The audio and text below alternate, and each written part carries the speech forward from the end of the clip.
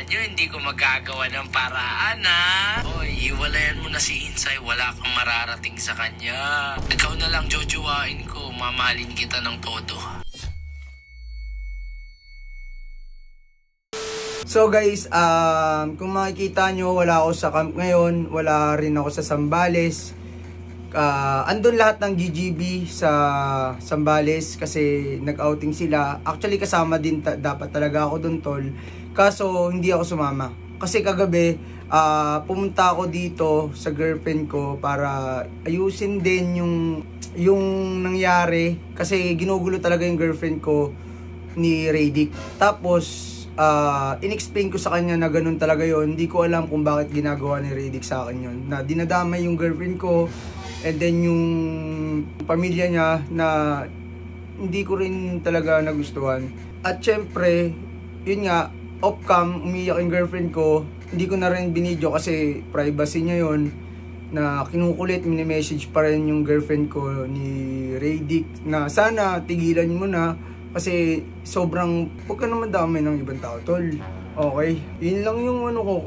Kasi ang hirap din kasi talaga eh. Tapos, kung napapansin nyo, hindi ako lumalaban kay Radic simula una kasi hindi ko talaga ugali yung yung gumante. Kasi feeling ko kasi pag gumante ako kay King Radic is parang hindi na rin ako naiiba sa kanila sa mga ganggang na puro away. Kaya feeling ko hindi na ako para doon. Kaya umiiwas na lang din talaga ako.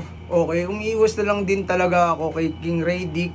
Actually, nag-usap kami ng girlfriend ko kagabi and then binlock niya po si King Radic para hindi na siya makulit. Okay. Tapos, ito.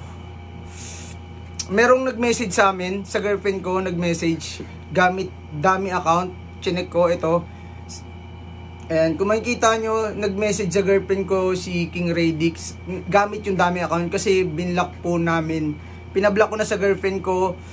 Sabi ko rin sa girlfriend ko na wag mo na lang panoorin yung mga video ko kasi nadadamay ka din talaga. And then si King Radic, yung message niya, eto kung makikita nyo, hindi ko na pinubuksan sa girlfriend ko. Sabi ko ako na lang mag-open. Okay? Para hindi na siya marinig yung mga sasabihin ni Radic. So ito guys, ito nanggugulo pa rin. Binibideo call niya yung girlfriend ko. Kinukulit niya. Ito, dami account na naman. Binlock na namin yung FB niya na pinanggugulo sa girlfriend ko. Ibablock niyo pa ako, ha? Akala niyo hindi ko magagawa ng paraan, ha? Hoy, iwalayan mo na si Insay. Wala kang mararating sa kanya. Ikaw na lang jojowain ko. Mamahalin kita ng todo. Tol, ina naman tol. Nakikiusap ako. Huwag mo na lang daming girlfriend ko. Okay lang, hindi naman ako gumaganti sa inyo eh. Kung gusto nyo akong saktan kahit mga nakaraan, hindi ako lumalaban. Kasi ayokong matulad sa inyo eh.